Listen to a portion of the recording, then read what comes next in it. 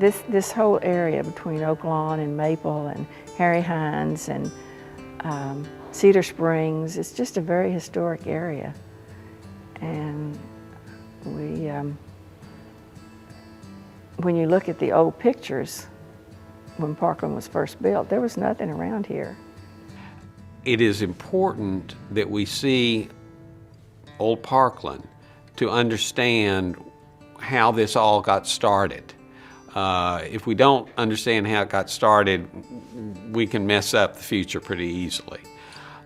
Also, Old Parkland is important because it helps us understand what Oak Lawn was like. What is really bad for a neighborhood or for a city is if our neighborhoods lose their character, because in a big city, as an individual, I need to have some kind of thought and identity and relationship to where I will live and work. Old Parkland Hospital is that for this area. Well, it was a nice little neighborhood here, and we felt safe going out at night, you know, if we wanted to go for a walk or something. And we'd always go to the drugstore across the street. I didn't notice whether it was still here or not when we drove by today, but and the lawn, they had the beautiful old trees on the lawn, and you could go out there and sit. Part of what has always made Oak Lawn special and important to Dallas is that it is a green space that is very close to downtown Dallas. You've got Turtle Creek, and you've got River Shawn Park, and you've got the Katy Trail now. And preserving this piece of land so that it is part of that green space was important. If it had become a filling station or retail or even office tower where the land and the trees all went away and it was concrete, it really would have hurt not just Oak Lawn but downtown Dallas, because you need this as an amenity for downtown. I get vague pictures of different things over here of, you know, where it was, and the laundry is still down the street here. Sunshine, or is it whatever it is, been there for all of these years.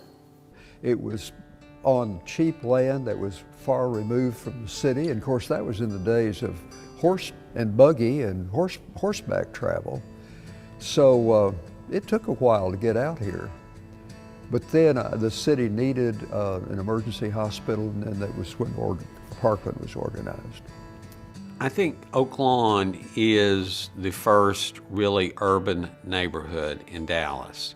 It is the first neighborhood where the residents, the neighborhood associations, realized that because of the existing zoning that was next to their neighborhoods, they had to work with the developers to come up with a plan for how to preserve the neighborhoods, but also create good development.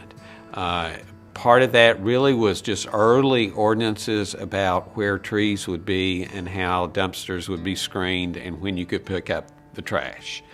But I think Oak Lawn continues to become more dense with both residents and commercial uses. As a Dallas native, I remember when there was literally one wine bar in all of Dallas. And now there's about 4 within walking distance of my home, which is in Oak Lawn. And you only get that increased retail because there are people here who are willing to spend money and would rather spend money in an area where it's only 5 or 10 minutes or they can walk, rather than getting in the car and driving 30 minutes someplace and maybe having to pay parking. There was a small hamburger stand right across the street, and it had about 4 stools, and that was it. And the story goes it was run by 2 ex-cons, and so I never went in there much. The property around here were small homes and small businesses. Sort of a locksmith place was across the street, as I remember. Former Mayor Ron Kirk has just been appointed the U.S. Trade Representative in charge of trade for the entire country.